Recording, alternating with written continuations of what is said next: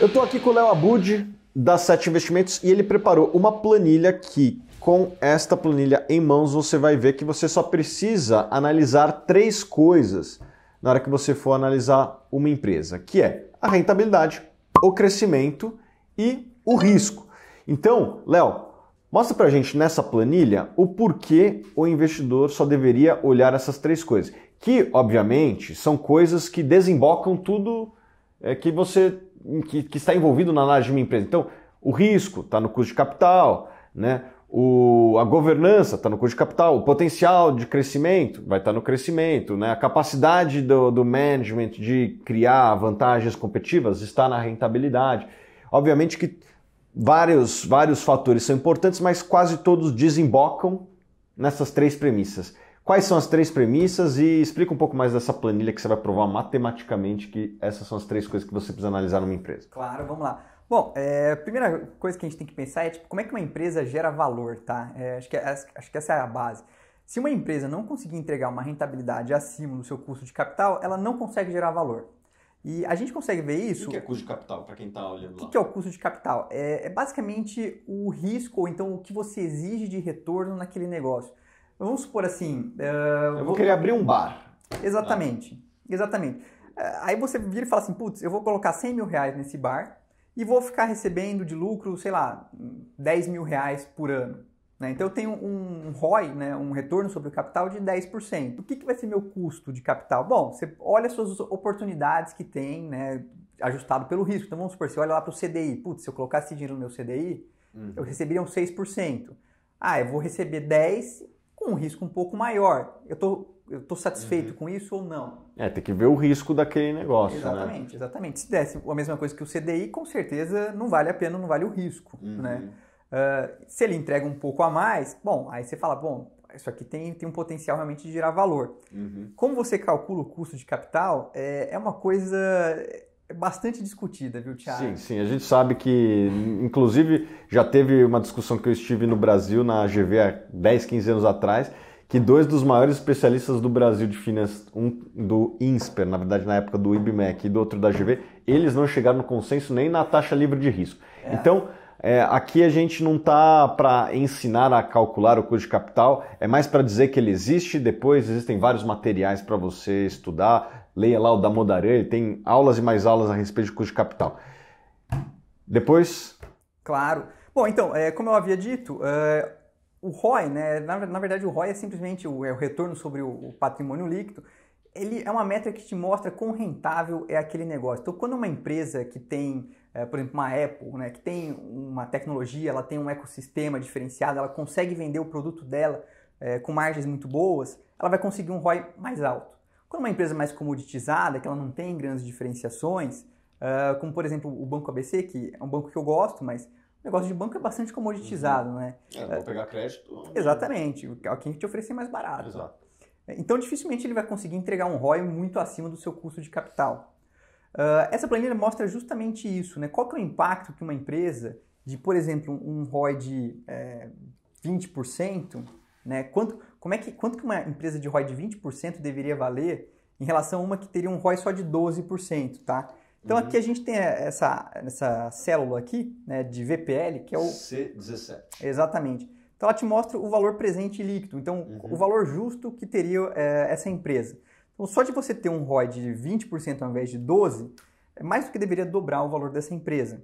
Sim. Isso inclusive se reflete nos múltiplos. Então, por exemplo, por que uma empresa tem um múltiplo preço-lucro de 10 vezes e a outra tem um múltiplo de 15 vezes? Inclusive você estava falando da ABC, o Banco Itaú, e o Bradesco, que tem ROI maior, estão na casa do ROI dos 20%, exatamente, valem mais do que o Banco ABC, né? Exatamente. Então, assim, quando a gente vai pensar, o Banco ABC negocia lá suas 8 vezes lucro, o Itaú negocia 12, poxa, mas por quê, né? Por que um eu levaria 8 anos para recuperar meu capital e o outro 12 anos? Um dos motivos é o ROE, né? Então, o ROI do Itaú é superior ao do ABC, porque justamente o Itaú sai só desse negócio de crédito e vai para tarifas, serviços, enfim, uma série de outras modalidades que são mais rentáveis do que o negócio de crédito puro. No segundo ponto, a gente tem a questão de crescimento. Então, assim, isso aqui impacta bastante. Aquela empresa que consegue crescer, ela tem um potencial enorme.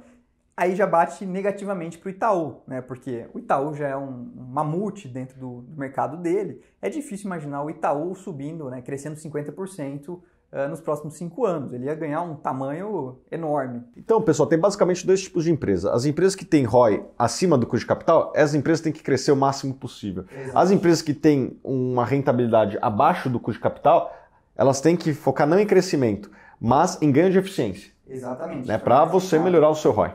Exatamente. Já a última variável, isso daqui, que é o custo de capital, ela é bastante... as empresas elas têm pouco controle sobre isso, né? Então, isso daqui tem, por exemplo, como é que uma empresa vai ter controle se a taxa de juros livre de risco vai cair ou não vai? Dá para argumentar, assim.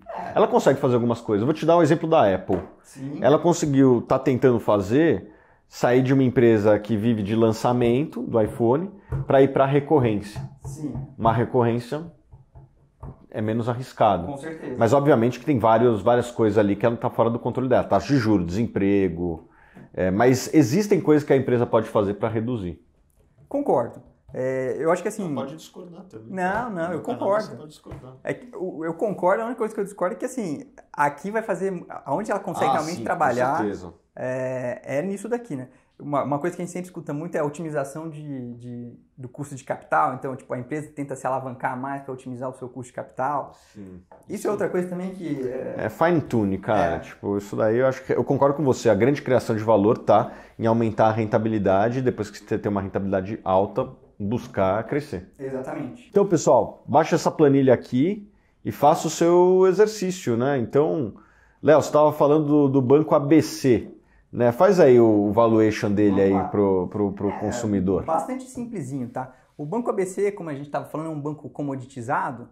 Então, eles conseguem entregar um ROE de 1,5% acima do custo de capital deles, né? Uhum. Vamos supor um custo de capital aqui na casa dos 11%, entregando um ROI de 12%, tá? Um crescimento aí de uns 5% nos próximos 10 anos, né? Um pouco mais do que a inflação. Ele deveria valer 1,2 vezes o valor patrimonial. E hoje está valendo? 0,96 mais ou menos. Entendi. Então é uma oportunidade interessante, né? Dada essas premissas. Exatamente. Daí você pode baixar aí e botar suas premissas. Eu acho que esse ROI é insustentável, vai cair para 11%. Beleza, daí você mexe aí e bota suas premissas. Você acha que o custo de capital é 11,5, aí a gente já vai ter outro valor aqui. Aqui é 11 pontos. É verdade. Isso. Já é outro valor. Enfim, pessoal, valuations envolvem premissas, e as premissas que o Léo tem não necessariamente são as mesmas que eu tenho ou que você tem. Então, baixa essa planilha, a gente está disponibilizando aqui no link abaixo, tá? E daí você pode fazer o seu valuation do Banco ABC ou de qualquer outra empresa. Obviamente que isso aqui é um valuation dos mais simplificados que tem, né? Claro. Eu acho que é bem legal disso daqui para a pessoa ter uma sensibilidade de por que uma empresa negocia 25 vezes lucro, né? Enquanto que uma outra negocia 10. Você pode chegar aqui e falar assim, poxa, uma empresa que tem um ROI de 20%, quanto que ela teria que crescer para valer esses 25 vezes lucro? Aí você fala, poxa, se ela tiver que triplicar de tamanho em 10 anos, será que é factível? Então, pessoal, essas são as 3 coisas que você tem que analisar numa empresa. 1, a rentabilidade. 2, o quanto ela cresce. E 3, o custo de capital, que obviamente tem o risco daquele negócio implícito no custo de capital. Thiago, não tem que analisar a governança? Tem que. A governança vai dialogar ali com o custo de capital. Thiago, não tem que analisar a vantagem competitiva? Claro, que vai impactar no ROI. Thiago, não tem que analisar o potencial de crescimento daquela indústria ou de ganho de market share daquela empresa? Com certeza. Que vai desembocar no crescimento da empresa. E às vezes até no ROI, né? Porque é uma empresa que quer crescer muito, talvez tenha que dar desconto e caia o ROI. Exatamente. Né? Então, essas são as 3 coisas que você tem que analisar no final do dia, que obviamente essas coisas derivam de outras coisas.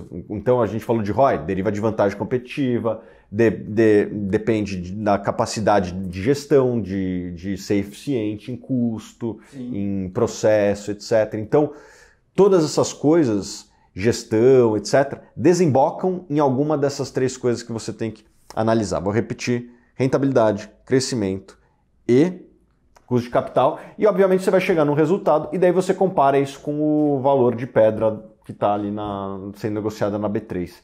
É isso que você faz, Léo? É um pouco mais sofisticado do que essa, né? Mas aqui já é um... Você fica nessa planilha aí o dia inteiro só. Quem dera fosse, viu? Quem dera fosse. Muito obrigado, Léo. Muito obrigado aí pela sua presença. Quem quiser baixar essa planilha do Léo, tá aqui embaixo. E também, quem quiser seguir o Léo, como é que faz? Eu gosto bastante de usar o Twitter, então quem puder me seguir, o meu usuário lá é @leo_aboud, com 2 Bs. Meu sobrenome é complicado, como o Thiago gosta de falar, então tem aqui no link a descrição. Tem aqui no link a descrição, tem a planilha também. Léo, você é sempre convidado para vir aqui nos visitar, o pessoal adora quando você está aqui. E vamos fazer mais planilha aí pro pessoal. O pessoal gosta de planilha.